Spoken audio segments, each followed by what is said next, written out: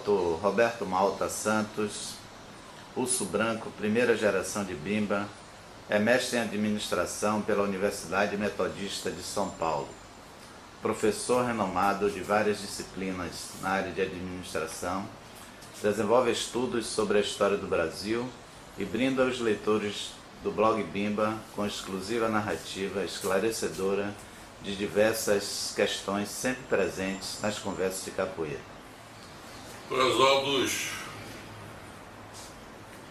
fãs do blog Bimba, essas dúvidas que nos têm chegado são dúvidas relativamente comuns, exatamente por ser uma atividade que começou na clandestinidade, começou ilegal. Não há muito registro, não há anotações. Existem documentos históricos relacionados direto ou indiretamente, mas registros históricos do início, das origens da capoeira, são muito raros. Daí sempre surgirem essas dúvidas. Que dúvidas seriam essas? A capoeira veio da África, como os africanos, ou a capoeira foi desenvolvida no Brasil? A capoeira é baiana ou é de outra localidade do Brasil? A capoeira é rural ou é urbana? A capoeira tem alguma influência indígena? Então, essas dúvidas eu gostaria de trazer para vocês, a título de colaboração, o resultado de algumas pesquisas que eu fiz, ajudado por outros mestres e companheiros que também são interessados nesses assuntos. Primeiro, a capoeira não veio da África. As raízes são africanas, porque ela começou a ser desenvolvida pelos africanos, mas aqui no Brasil. Isso é facilmente comprovável, porque não existe nenhuma atividade sequer parecida com a capoeira, com toda a sua riqueza. A musicalidade, os movimentos, a luta, a filosofia. Existem na África, como em outras localidades, até na América do Sul, algumas lutas primitivas, alguns movimentos acrobáticos, como a famosa dança da zebra de pulo, mas ali era só um exibicionismo para impressionar as mocinhas na idade de casar. Não era uma luta, não havia acompanhamento musical, não havia filosofia, não tinha nada a ver. O instrumento, sim. O berimbau, ele veio da África, mas ele era utilizado em cerimônias religiosas, em eventos, vamos dizer, sociais, como se fossem casamentos, aniversários, festividades. Não era para acompanhar a luta. E, fato também interessante, a música, o ritmo, tem na África. Só que a musicalidade a gente encontra no norte da África e o berimbau no sul. No meio tem o deserto de Saara. Só foi possível o encontro desse ritmo com esse instrumento aqui no Brasil, porque os escravos eram de várias etnias. Se existe influência indígena, a única influência é o nome. O nome capoeira, Caapoeira, é tupi-guarani. Se refere a um local limpo, arado, capinado, aplanado, onde era, entre outras atividades, local de criação de galinha. Daí a expressão capoeira de galinha. Servia de depósito e servia também nas reuniões dos escravos nos momentos de lazer. Assim deve ter começado a capoeira, nesses momentos de lazer, os folguedos, o uso de instrumentos primitivos, passos de dança, acrobacias e a troca de ideias. Uma das tradições básicas da capoeira é a socialização entre os heterogêneos, falando línguas diferentes, com costumes diferentes, com cultura diferente. Aqui na Bahia mesmo tinha os malês que sabiam escrever, sabiam matemática, eram muçulmanos. Mas fica ainda a pergunta: em que local do Brasil? O local do Brasil com toda certeza, seria aquele que no início da colonização, a segunda metade do século XV, XVI, XVII, houvesse uma quantidade muito expressiva de mão de obra escravo e condições ambientais para que a capoeira se desenvolvesse. Aqui na Bahia, a cidade de Salvador foi fundada em 1549. O governo português, preocupado em colonizar aquela extensão enorme de terra, tentou primeiro dividir em faixas, que chamou de capitanias hereditárias. Mesmo durante a vigência das capitanias, havia necessidade de uma representação, vamos dizer assim, oficial do governo português, um mínimo de legalidade, e foi fundada a cidade de Salvador, aqui no estado da Bahia, onde ocorreu também o primeiro arcebispado, o primeiro hospital, que foi a Santa Casa de Misericórdia, mais tarde a primeira faculdade de medicina do Brasil, e até 1808, quando veio a família real portuguesa para o Brasil e transferiu a capital para o Rio de Janeiro, o grande movimento de pessoas, de atividades produtivas e de mão de obra escrava foi aqui. 250 anos. É verdade que algumas capitanias, como São Vicente e Pernambuco, tiveram um sucesso relativo, mas nós estamos falando de 6, no máximo 10 engenhos, por exemplo.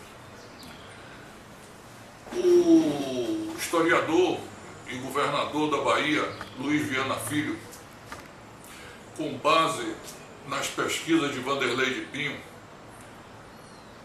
apontou 31 engenhos no entorno da Baía de Todos os Santos em 1630. Imaginem, 31 engenhos, tudo isso movido à mão de obra escrava. Como aqui era a sede do governo geral, havia Câmara, havia juiz, havia todo um assentamento legal, tinha um pelourinho. É natural que toda essa gente precisasse comer. E a Baía de Todos os Santos, o maior acidente geográfico dessa natureza aqui no Brasil, com suas águas calmas, propiciava que no seu entorno houvesse, além desses engenhos, criação de gado, criação de galinha, plantação de hortifrutis, granjeiros, e o transporte dessas cidades que foram chamadas Zona do Recôncavo, São Félix, Cachoeira, Maragogipe, Nazaré das Farinhas, Muritiba.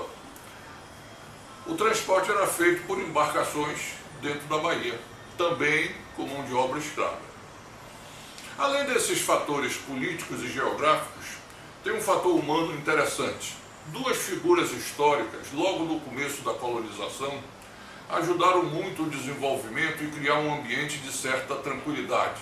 Os índios, que eram uma ameaça, uma dificuldade em outros locais do Brasil, aqui o nosso Caramuru, Diogo Álvares Corrêa, casou-se com duas filhas do cacique e tinha um trânsito muito bom entre os indígenas.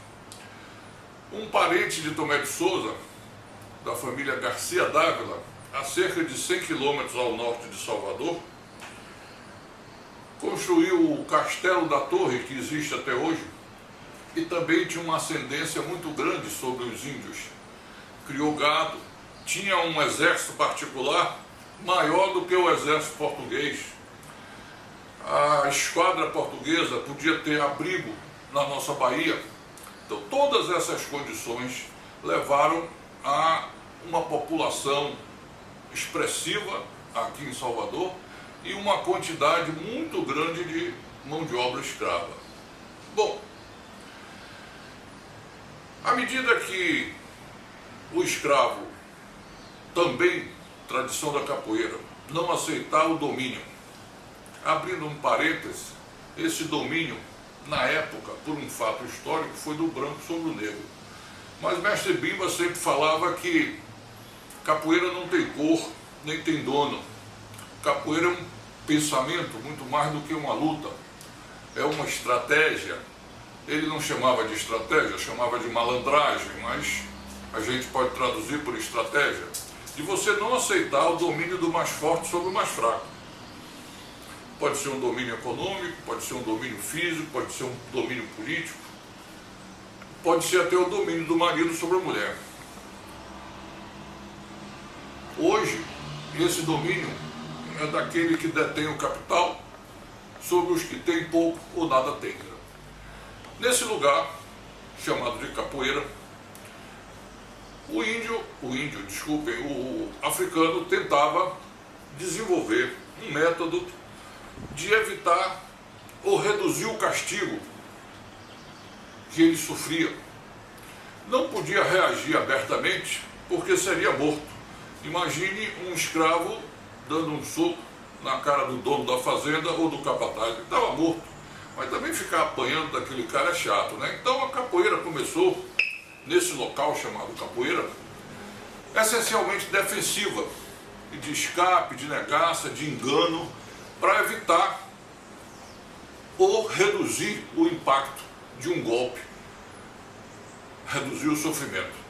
Muito jogo de chão, aí ela entrava na parte do escapismo, porque é difícil você atingir uma pessoa quando ela está se movimentando, não à sua altura, mas no chão. Esse foi o início básico da capoeira, a troca de ideias entre os africanos, que tipo de defesa, que tipo de ardil eles podiam usar. Naturalmente, à medida que o tempo foi passando, entre eles, esse treinamento foi incorporando golpes de contra-ataque até que a capoeira se tornou efetivamente mais ofensiva. Mas o ponto central é que só Salvador e o entorno da Baía de Todos os Santos reuniu condições para, no início da colonização, através da grande quantidade de mão de obra escrava e a situação relativamente tranquila, a capoeira se desenvolvesse. Alguns capoeiristas, a exemplo do mestre Saci, alegam que a capoeira poderia ter sido urbana e não rural. Bom, o próprio nome capoeira implica numa área de mato. E devido exatamente a esse transporte intenso de víveres para Salvador, com mão de obra escrava, a embarcação, quando chegava no porto, esperando a maré encher, ou carregando e descarregando, os escravos treinavam a capoeira. O mestre saverista também. É por isso que geralmente o mestre de saveiro era também um bom capoeirista. Daí, não é que ela tivesse origem no cais de Salvador. Houve muita capoeira que evoluiu em cais, mas tanto de Salvador como no cais das cidades do recôncavo, do interior baiano. Essa é a ideia básica da origem da capoeira. Eu não encontrei fora de Salvador, fora da Bahia, condições onde ela pudesse evoluir.